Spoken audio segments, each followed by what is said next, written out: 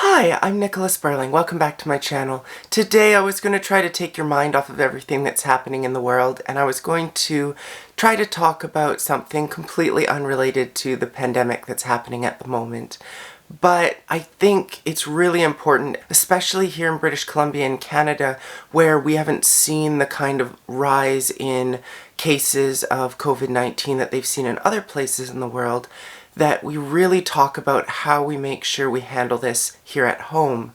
And I want to start doing that with a little bit of a public service announcement. This applies basically to everyone, but it does have a little bit more of a focus on trans people and the struggles that trans people are facing at the moment.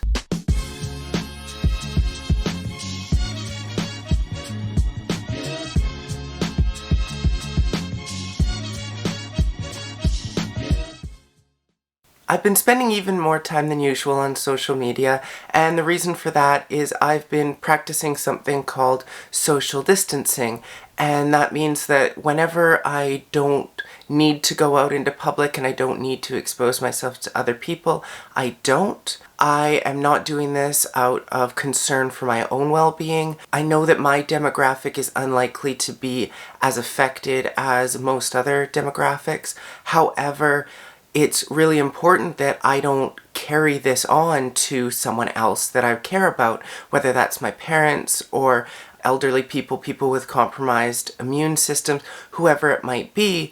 The focus is on making sure that they're safe, and I can help to do that through my own actions. When it comes to the effect that this is having on trans people in particular, there are issues like a lack of support groups. People aren't meeting. There are, at the moment, not a lot of support groups that I've seen that are online, and that's likely going to be changing if we're going to be self-isolating for a long period of time. But at the moment, that's something that's lacking in terms of support for trans folks. I've also heard reports that people have been struggling to get their medication at pharmacies. Again, this may not be a long-term concern, but this is an instance that I heard of today where a pharmacy was out of estrus, and the reason that they provided for that was COVID-19. The other thing that's impacting everyone with any kind of medical issue that requires travel is cancellation of surgeries and other medical procedures that take place far from your home, where you might have to take a flight or have another kind of travel scenario where you're in a group setting. For trans folks, there are not very many options for having gender confirmation surgery, and gender confirmation surgeries are going to be a lot more difficult to access at the moment.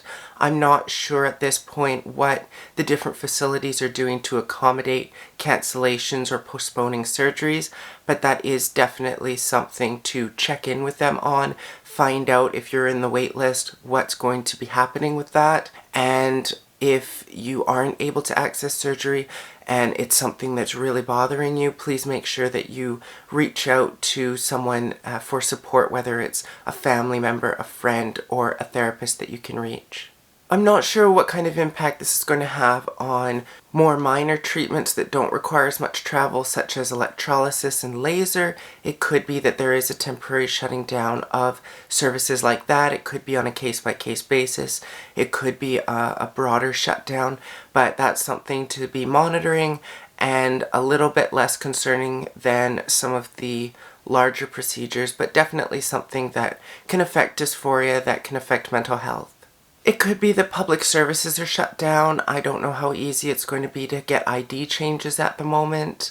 Again, this is something that's potentially less impactful than having surgery or some other kind of major procedure delayed or cancelled, but definitely something to consider as a trans person. Now, like I said earlier, I'm trying to distance myself from people in public settings as much as possible. Again, I'm a very low-risk individual. However, I also want to make sure, like I said before, that I'm not acting as a carrier, someone who's asymptomatic, or someone that is putting myself unnecessarily in harm's way and potentially transferring a virus to someone else. The main purpose with all of this is not to stop the spread of the virus. We know at this point that there's an outbreak and stopping it is impossible. However, we can limit how quickly it spreads. And that's what we're trying to focus on doing. If you've heard the expression flatten the curve or seen that hashtag trending, the idea is that we have a limited amount of resources, and if everyone gets sick all at once, we don't have the resources to be able to handle that, and that's when people can really start feeling the impact, and we can see even more deaths than we're already seeing. The idea behind flattening the curve is that we prolong the time period over which people get the virus. And that's to say that there may be just as many people that get the virus, but because it happens over a longer period of time, those individuals are still going to have access to the healthcare services that they need. And that's the ultimate goal. We want to make sure that everyone has access to the care that they need when they're in trouble, when their immune systems are compromised, if they're elderly, if they're younger children, they can get access to hospitals and to the kind of care that they need to save their lives. This is on all of us. It's on all of us to try to make this better. Whether you're concerned about getting the virus yourself or not, making sure that you limit exposure, making sure that you're washing your hands on a regular basis, that you are not touching communal items, that you're not touching your face all the time. These are the kinds of things that we can do to make sure that this virus spreads more slowly. Now, during this period when people are removing themselves from social situations, that's when mental health problems can arise. I've done a video about the mental health issues that I deal with, and it's something that I still deal with. When I remove myself from my physical activities that are in group settings, when I remove myself from seeing friends or going out and doing something fun, that can have a really negative impact on my mental health. As an introvert, I don't suffer as much as someone who's extroverted that's being forced to stay inside. And I'm not being forced to stay inside. I can still go out, I can still work, I'm just limiting my exposure. And there are some people that are quarantined that can't limit their exposure. They're actually stuck in their houses.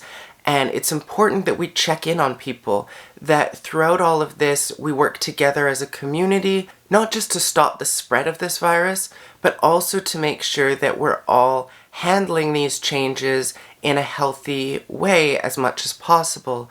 That means making sure people aren't getting overly depressed, anxious, dealing with whatever other emotions come out of this, from not having that social contact, from potentially not having as much exercise as usual, from being stuck in your house for long periods of time. It's a very isolating experience. It's a very lonely experience for a lot of people, and it's important that we check in on each other. Not only do we want to check in on people's mental health, but we also want to check in on our family members who have compromised immune systems, who are elderly. Give them a call. If you have people close to you that fall into this category, give them a call, reach out to them, make sure that they're okay. Again, it's up to all of us to work together to keep each other safe. I'm sorry for not having a more positive video. I'm sorry that this is out of character for the kinds of videos that I do. I'm not the kind of person that puts out public service announcements on a regular basis, but in this moment, when here at home in British Columbia in Canada, we haven't seen these huge spikes in cases that other countries have seen, it's important that we remain vigilant, that we don't look at that and say, everything's great, we're doing everything perfectly, let's go out and forget that this is all happening, because that's when we're going to end up with an issue. The more vigilant we stay, the more we take this seriously, the more we can slow the spread of the virus and keep that curve as flat as possible so our healthcare system has the resources to take care of everyone that needs to be taken care of. Please share this message far and wide, whether you share the video, whether you just share the spirit behind the video. Please get the message out into the world. Make sure everyone's protected. Make sure everyone's doing their part.